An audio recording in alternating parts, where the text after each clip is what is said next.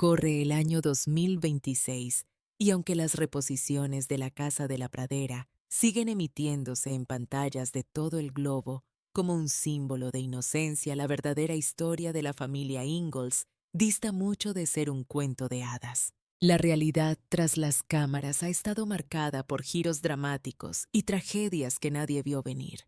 El repentino fallecimiento de Michael Landon, con tan solo 54 años, dejó al mundo helado. Fue un golpe durísimo para la legión de seguidores, pero pocos saben que el destino que aguardaba a Victor French, su gran amigo y coprotagonista, fue aún más desolador y devastador en muchos sentidos. Por otro lado, Catherine McGregor, la actriz que dio vida a la inolvidable y mordaz Harriet Oleson, decidió dar un portazo a Hollywood, desapareciendo para tomar un sendero espiritual que dejó a todos boquiabiertos. Y hay más: un rostro que nos resultaba tremendamente familiar se ha esfumado por completo del ojo público.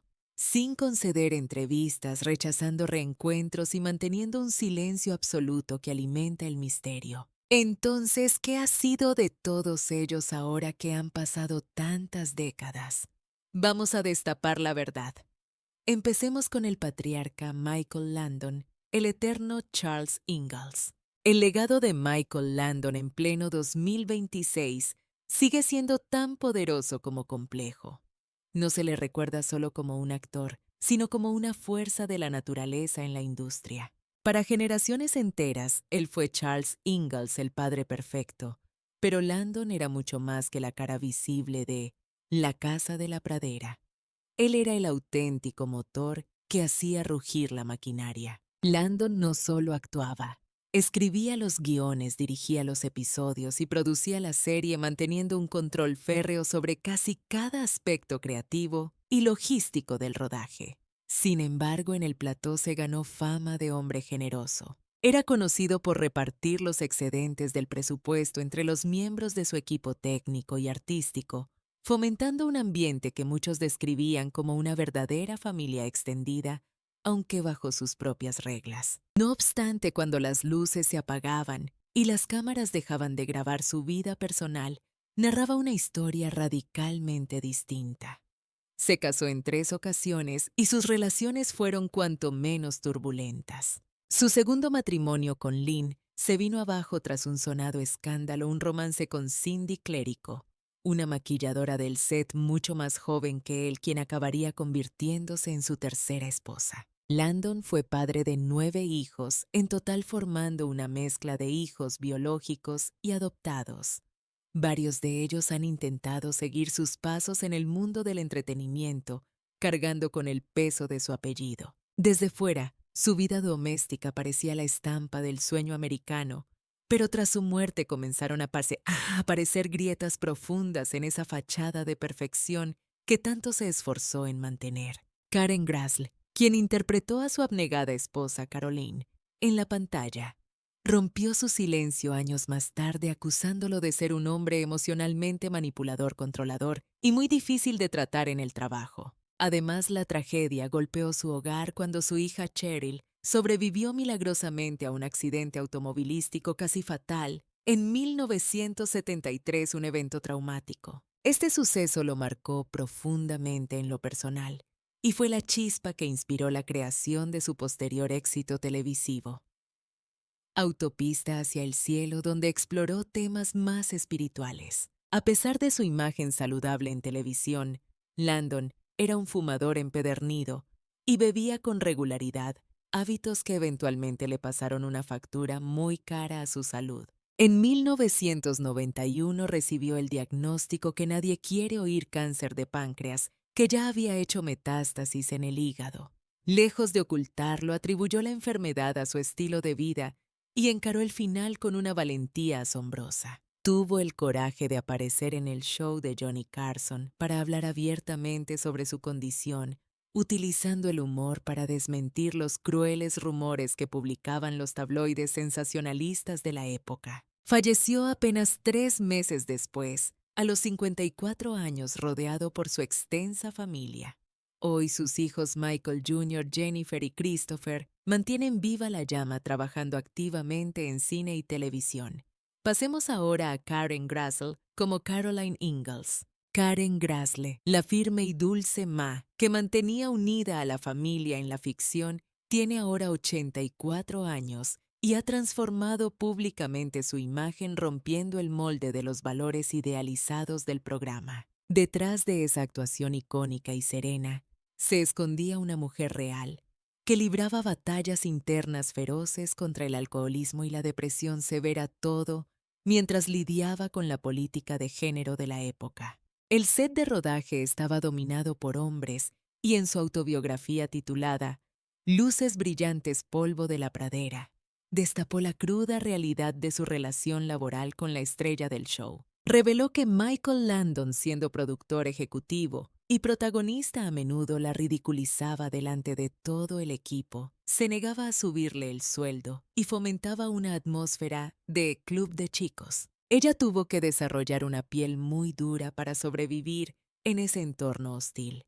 Para 1977, la situación era insostenible y Grassle ingresó en un programa de desintoxicación. Fue una crisis personal devastadora la que la obligó a mirar a la cara a su adicción y buscar ayuda profesional para poder recuperar las riendas de su vida. Décadas después, con el auge del movimiento Me Too, su voz cobró una relevancia crítica, aportando peso a las conversaciones sobre la equidad salarial y los abusos de poder en el viejo Hollywood. Afortunadamente logró reconciliarse con Landon poco antes de su muerte en 1991, cerrando ese capítulo con una llamada telefónica, aunque las cicatrices emocionales tardaron en sanar. Irónicamente, su propia vida reflejaba algunos de los capítulos más oscuros y dramáticos que se escribían para la serie Conflictos, Dolor y Superación. Hubo colapsos personales y una resiliencia silenciosa que nadie notaba. Cuando fue diagnosticada con cáncer de mama en 2020, Grassle lo enfrentó con la misma entereza que su personaje. Fuera de las cámaras, regresó a su primer gran amor, el teatro. Se ha mantenido activa sobre las tablas incluso en sus años dorados, demostrando que su talento va más allá de la televisión. Curiosamente, ella llegó a proponer a los guionistas una trama donde Caroline sufría un colapso nervioso, inspirándose en la dura vida de las mujeres pioneras del siglo XIX, pero fue rechazada. Los productores fueron tajantes. No querían que más se desmoronara, confesó ella más tarde. La audiencia necesitaba verla como una roca inquebrantable sin permitirse debilidades humanas. Sin embargo, en la vida real, Grassle sí se desmoronó. Tocó fondo, se reconstruyó pieza a pieza y finalmente eligió contar su verdad al mundo sin filtros. En este 2026 su legado no se limita a los vestidos de época y las cenas dominicales. Es la historia de una superviviente que trascendió la imagen por la que le pagaban. Hablemos ahora de Melissa Gilbert, quien dio vida a la inolvidable Laura Ingalls Wilder. Melissa, recordada eternamente como la pequeña Pecas, ha vivido una montaña rusa emocional. Su vida ha sido mucho más turbulenta y reveladora que la del personaje íntegro y moral que interpretó durante tantos años. Ahora, a sus 62 años, tiene mucho que contar. Ha enfrentado adicciones, múltiples divorcios, el escrutinio implacable de la prensa, graves problemas de salud y la enorme presión de superar el rol que la convirtió en una estrella infantil mundial. Después de que La Casa de la Pradera bajara el telón definitivamente en 1983, Gilbert intentó mantenerse visible en la industria. Participó en telefilmes, incursionó en la política gremial y en producciones teatrales. Pero mientras su carrera seguía, su vida personal se desmoronaba silenciosamente tras bambalinas. Su vínculo con Michael Landon, a quien veía como un segundo padre, se rompió trágicamente tras descubrir el romance de este con la joven maquilladora, una traición que le dolió en el alma. Aquella experiencia cambió para siempre su visión sobre su mentor y dejó una herida abierta en su corazón que tardaría años en poder gestionar y comprender. Gilbert no desapareció del mapa, ni mucho menos. Seguía dando la cara en telefilmes, subiéndose a las tablas del teatro y hasta metiendo la nariz en política. Pero ay, amigo, cuando se apagaban los focos, la realidad era otra muy distinta. Su vida privada se estaba viniendo abajo a pedazos lejos de las miradas curiosas en un drama que nadie imaginaba. Ese vínculo casi paternal que tenía con Michael Landon se hizo añicos de la noche a la mañana. El motivo: descubrió el lío de faldas que Landon se traía con una maquilladora jovencísima en el set. Aquello fue un jarro de agua fría que destrozó para siempre la imagen idealizada que tenía de su mentor. Ya nada volvería a ser igual entre ellos. Lograron hacer las paces y reconciliarse apenas unos días antes de que él falleciera en 1991, cerrando un ciclo doloroso. Sin embargo, a finales de sus 30 años, Gilbert libraba una batalla secreta y brutal contra la adicción a los analgésicos recetados y el alcohol, una espiral oscura que amenazaba con consumirla. Su cuerpo estaba al límite. Una grave lesión en la columna la forzó a pasar por el quirófano múltiples ocasiones, sometiéndose a cirugías complejas que incluyeron desde reemplazo de discos hasta una dolorosa fusión espinal. Su intento de entrar en política con su candidatura al Congreso en 2016 se vio truncado, y no por algún escándalo jugoso, sino por una realidad física aplastante. Su maltrecha columna simplemente no podía soportar el ritmo frenético de la campaña. Decidió cambiar radicalmente de aires. Se mudó a Michigan en 2013 y se casó con el actor Timothy Busfield, alejándose deliberadamente del brillo superficial de Hollywood para reconstruirse desde cero. Como ella misma confesaría más tarde con total crudeza, envejecer dentro de la industria del entretenimiento se sentía literalmente como cometer un crimen imperdonable ante los ojos de los demás. Tuve que marcharme para poder volver a ser yo misma, declaró. Abrazó su naturaleza dejando que su cabello se tornara gris con orgullo y tomando la valiente decisión de retirarse los implantes mamarios. De esa transformación nació Modern Prairie, una marca pensada específicamente para mujeres maduras que como ella se enfrentan a las transiciones reales y a veces difíciles de la vida. En 2024 hizo pública una revelación sorprendente: su diagnóstico de misofonía, una reacción neurológica intensa y agresiva ante ciertos sonidos, lo cual finalmente daba una explicación lógica a décadas de un malestar que nadie entendía. Aunque la terapia ha sido un salvavidas fundamental para ella y la ha ayudado mucho, esta condición sigue formando parte intrínseca de su día a día y requiere manejo constante. Hoy en día su vida es radicalmente distinta. Reside en una cabaña restaurada en el norte del estado de Nueva York, rodeada de gallinas, y sus nietos aceptando solo trabajos que resuenen con sus valores. La vida no termina hasta que realmente se acaba, sentenció tajante a la revista People, añadiendo con fuerza: y yo todavía no he terminado de contar mi verdad al mundo. Pasemos ahora a la inolvidable Melissa Sue Anderson, quien inmortalizó a la dulce Mary Ingalls Kendall. Anderson, quien dio vida a Mary con una gracia infinita y un dramatismo desgarrador, ha vivido décadas más allá de Walnut Grove, pero nunca ha podido desprenderse del todo de las sombras de su papel más famoso que la siguen de cerca. A sus 62 años disfruta de una existencia tranquila en Canadá, habiéndose retirado voluntariamente del escrutinio público hace años para dedicarse en cuerpo y alma a la crianza de sus 2 hijos. Tenía tan solo 11 años cuando consiguió el papel que le cambiaría la vida a Mary, la hija mayor, siempre tan educada, perfecta y devota a su familia. Su talento era innegable.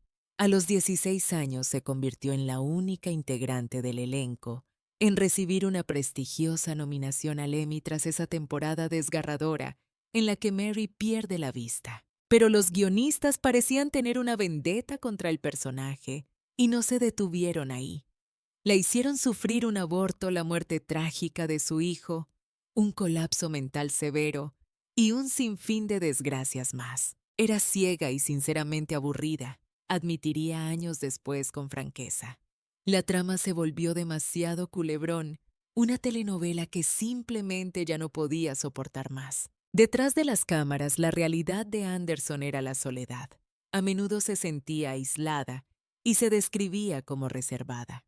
A diferencia de Melissa Gilbert, ella no desarrolló esos vínculos profundos con sus jóvenes compañeros. Finalmente decidió colgar el gorro y abandonar la serie en 1981 en busca de nuevos horizontes profesionales. Intentó romper su imagen explorando papeles mucho más oscuros, incluyendo la película de culto de terror, Happy Birthday to Me, pero el éxito masivo de su infancia no la acompañó a la adultez.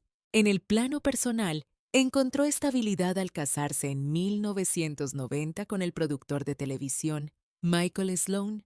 Juntos criaron a sus hijos en Montreal y se convirtieron en ciudadanos canadienses en 2007.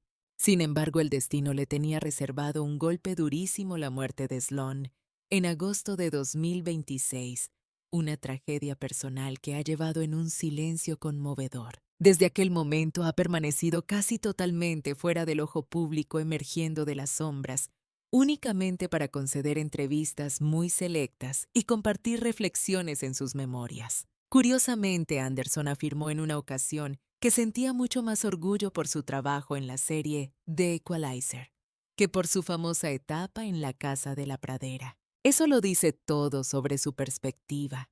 Aunque su tiempo como Mary pudo haberla definido ante el mundo, ella siempre supo que ese personaje nunca fue la totalidad de su historia. Hablemos ahora de Lindsay y Sydney Greenbush, quienes dieron vida a la pequeña Carrie Ingalls. Rachel Lindsay y Sydney Robin Greenbush tenían apenas 3 años cuando comenzaron a interpretar juntas este papel. Durante casi una década entera, ambas hermanas compartieron la atención y el peso del estrellato bajo una identidad fabricada. Aparecían en los créditos bajo un solo nombre compuesto: Lindsay Sydney Greenbush. Una estrategia para ocultar al público la realidad de que eran dos niñas distintas cargando con un legado enorme. Pero detrás de esas sonrisas dulces que veíamos en pantalla, hubo una infancia marcada por jornadas de filmación interminables, la dirección estricta de Michael Landon y una presión constante por no cometer errores. Siempre estaba completamente aterrorizada de que iba a equivocarme, confesaría Rachel años más tarde, revelando el miedo que sentía en el set. A los 11 años desaparecieron repentinamente de Walnut Grove. Su personaje fue eliminado de la trama sin ninguna fanfarria ni despedida digna. Ambas optaron por alejarse discretamente de Hollywood, eligiendo vidas reales en lugar de alfombras rojas.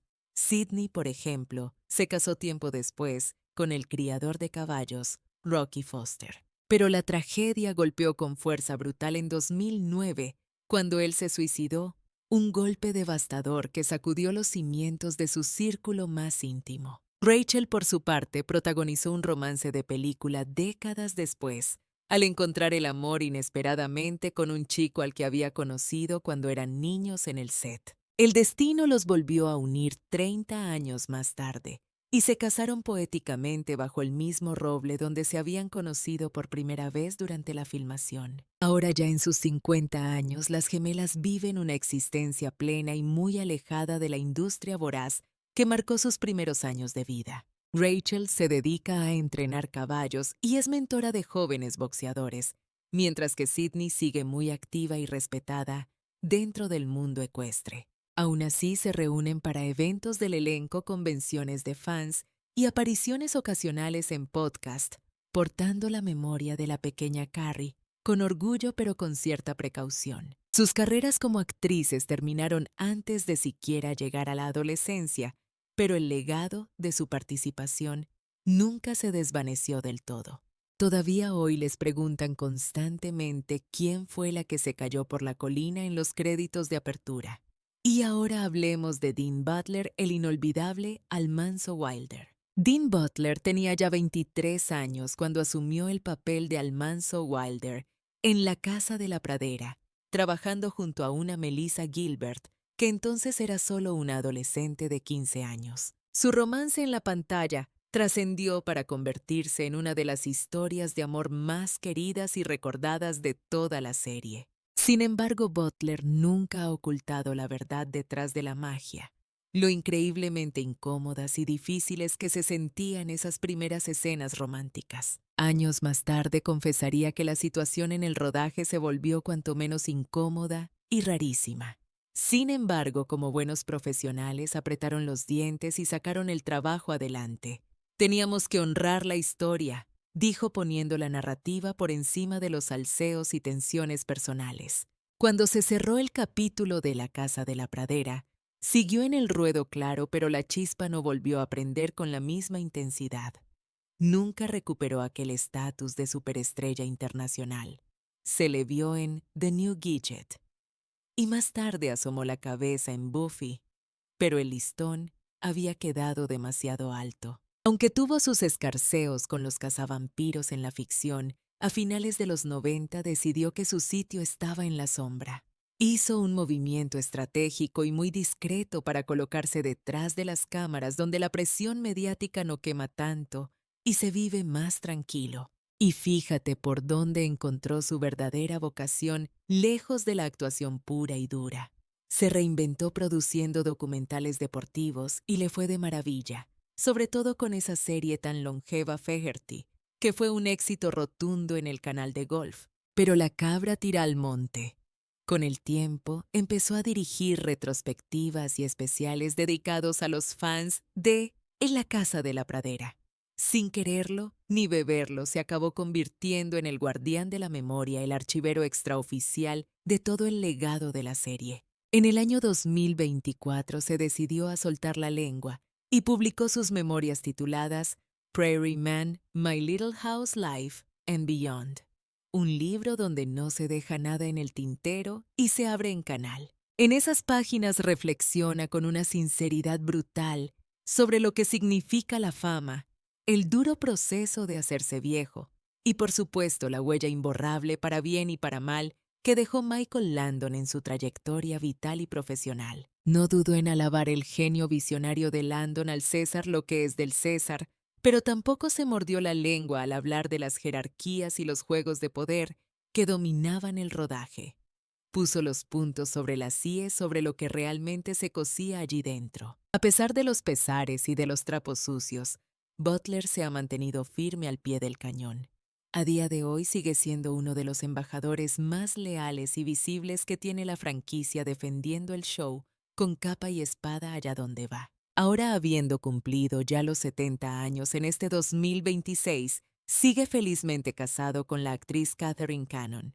Seguro que os suena su cara, era muy conocida por su papel en Father Murphy. La pareja lleva una vida bastante tranquila, alejados del mundanal ruido de la farándula.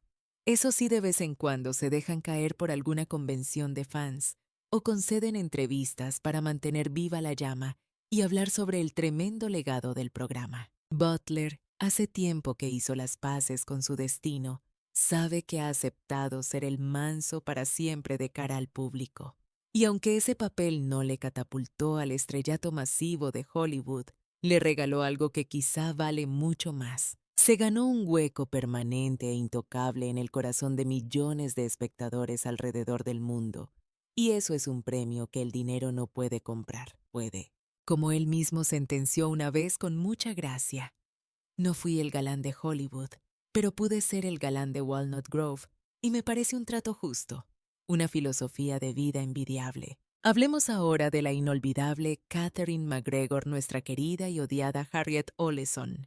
Vaya personaje, madre mía. Catherine McGregor era única en su especie, nacida como Dorley. Dean McGregor, allá por 1925, se ganó la inmortalidad televisiva interpretando a la reina del chisme, la intrigante Harriet Oleson. Nadie podía odiarla y amarla a la vez tanto como a ella. Su lengua viperina y esas expresiones faciales tan exageradas le daban al show esa pizca de salsa picante que tanto necesitaba. Pero ojo que cuando las cámaras dejaban de grabar, era otra persona disciplinada, muy espiritual y con un respeto reverencial por su oficio. Antes de poner un pie en el pueblo de Walnut Grove, ya tenía muchas tablas. Se había labrado una carrera teatral de auténtico prestigio en los escenarios de Nueva York, nada menos. Por aquel entonces se hacía llamar Scotty McGregor, Y no se andaba con chiquitas, estudió con leyendas como Sanford Meisner y Stella Adler. Participó en montajes importantes como La tentación vive arriba y Hand of Fire. Era una actriz de método de los pies a la cabeza. También hizo sus pinitos en el cine con papeles más discretos, incluyendo una aparición sin acreditar en la mítica película La Ley del Silencio. Estaba claro que talento y preparación no le faltaban. Cuando Michael Landon la fichó en 1974, ella vio el cielo abierto. No quería ser la típica mala de cartón piedra. Aprovechó la oportunidad para convertir a esa villana unidimensional en un ser humano que respiraba, sentía y padecía. Se lo tomó tan en serio que incluso escribió su propia historia de fondo para darle capas y profundidad a la señora Oleson, enriqueciendo el personaje mucho más allá de lo que decían los guiones. Sus compañeros la adoraban. Alison Arngrim, que hacía de su hija Nellie, decía siempre que era una auténtica genio de la comedia, una mujer absolutamente hilarante tanto dentro como fuera del set. Sin embargo, la mujer de carne y hueso no se parecía en nada al personaje de Harriet. Eran como la noche y el día en cuanto a personalidad y valores. MacGregor era una alcohólica en recuperación que había encontrado la paz convirtiéndose al hinduismo. Era habitual verla retirarse a meditar y a estudiar textos sagrados entre toma y toma para mantener su centro espiritual. Tras el final de la serie en 1983, decidió cortar por lo sano y abandonó Hollywood por completo. Se acabó el espectáculo para ella y buscó otros horizontes. De hecho, se perdió el gran final del programa porque se fue de peregrinación a la India. A su vuelta fundó una compañía de teatro infantil, los We Hollywood Vedanta Players, para enseñar interpretación a través de la fe y los valores. Se volvió muy reservada y concedió contadas entrevistas, aunque sí participó en el libro de 2014 Prairie Memories. Allí reflexionó sobre cómo un programa del que dudaba al principio acabó teniendo un alcance mundial inesperado. Tristemente, nuestra querida Catherine nos dejó el 13 de noviembre de 2018 dejando un legado imborrable. Falleció a la longeva edad de 93 años en la casa de campo y hospital del cine y la televisión en Los Ángeles, rodeada de paz tras una vida plena. Y no nos podemos olvidar de Richard Bull, quien dio vida al paciente e inquebrantable Nels Oleson. Este hombre era la antítesis total, lo opuesto radical al marido calzonazos, al que Harriet mangoneaba y tiranizaba en la pantalla. Fuera de los focos y lejos de las cámaras, era un tipo tranquilo, tremendamente equilibrado y con una serenidad que ya quisieran muchos. Estaba profundamente devoto a su esposa en la vida real, la actriz Barbara Collentine. Eran inseparables y formaban uno de esos equipos sólidos que raras veces se ven. Estuvieron casados más de 65 años, una barbaridad en este mundillo. Tenían una relación tranquila y llena de amor a años luz del caos y los gritos que se vivían en el almacén de Walnut Grove. Curiosamente, Bull no tenía planeado ser actor. Su idea original era estudiar música, pero un compañero le convenció para ir a una clase de interpretación. La ironía del destino: a las 2 semanas, el amigo lo dejó, pero Bull se quedó enganchado a la actuación para siempre. Después de servir a su país como operador de radio durante la Segunda Guerra Mundial, regresó para estudiar seriamente en el Teatro Goodman de Chicago.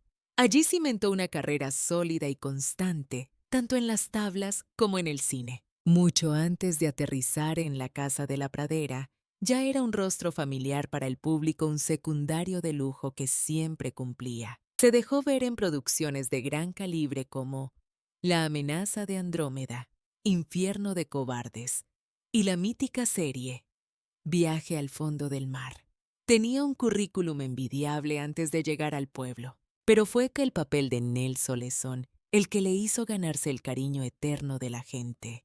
Interpretó al personaje con una contención magistral, una calidez humana y una fuerza oculta que solo sacaba cuando era estrictamente necesario. Esas cualidades de nobleza no pasaron desapercibidas ni para la audiencia en sus casas, ni para sus propios compañeros de reparto que le tenían en un pedestal. Tanto Melissa Gilbert como Alison Arngrim coincidieron siempre en que era sin lugar a dudas uno de los hombres más amables, educados y caballerosos con los que jamás habían tenido el placer de trabajar. Cuando la serie bajó el telón, siguió a su amigo Michael Landon en Autopista hacia el cielo, pero poco a poco fue retirándose de la actuación. Regresó un tiempo a Chicago y finalmente sentó la cabeza en Calabazas para disfrutar de su merecida jubilación. Finalmente, en el año 2014, Bull falleció a causa de una neumonía en la casa del cine y la televisión. Tenía 89 años y dejó un vacío imposible de llenar en la familia de la serie. Arngrim sacudió las redes sociales con un tuit escueto pero cargado de un dolor profundo, limitándose a despedirse con un desgarrador adiós, papá. Por su parte, Gilbert compartió un mensaje emotivo, confesando que aunque colaborar profesionalmente con él fue una maravilla, el verdadero regalo de la vida fue el privilegio de ser su amiga íntima. Aunque jamás tuvo descendencia biológica, Richard Bull se convirtió en una figura paterna indispensable. Fue familia para el resto del elenco, para su esposa y para todas esas generaciones que aún hoy se ven reflejadas en la serena y estoica dignidad de Nell Soleson. Por otro lado, tenemos a Victor French encarnando a Isaiah Edwards.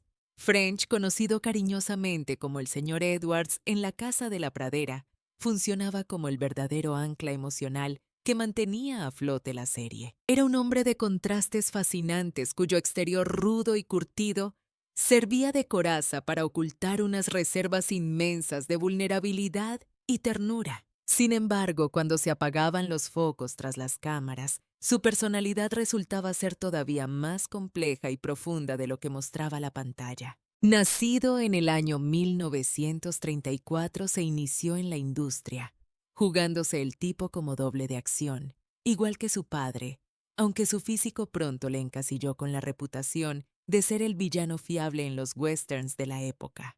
Pero el destino le tenía preparada una sorpresa con la llegada de Michael Landon, un encuentro fortuito que cambiaría el rumbo de su vida para siempre. Sus caminos se cruzaron durante el rodaje de Bonanza, y donde otros solo veían a un tipo duro, Landon supo ver lo que nadie más percibía: una capacidad inmensa para la comedia y un corazón de oro. Landon no dudó en ficharlo para La Casa de la Pradera, y gracias a esa decisión, Edwards se transformó en uno de los personajes más entrañables y queridos de todo el programa. French no se limitó a interpretar su papel.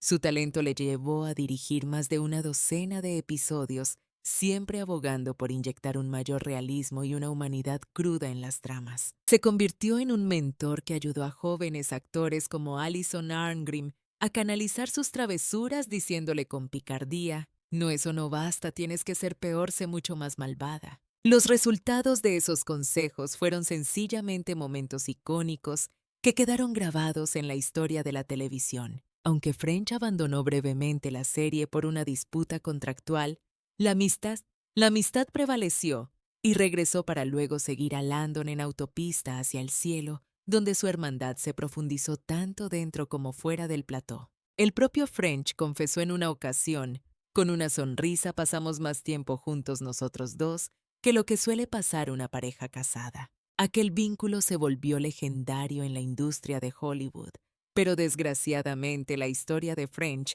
estaba destinada a terminar demasiado pronto. Fumador empedernido durante toda su vida, recibió el devastador diagnóstico de cáncer de pulmón a principios de 1989, mientras rodaba Rock-a-Doodle. Falleció apenas 3 meses después, a los 54 años, con Landon sosteniendo su mano. En un giro macabro del destino, 2 años más tarde, Michael Landon moriría víctima del mismo cáncer y exactamente a la misma edad. Estas tragedias paralelas siguen estremeciendo a los fanáticos.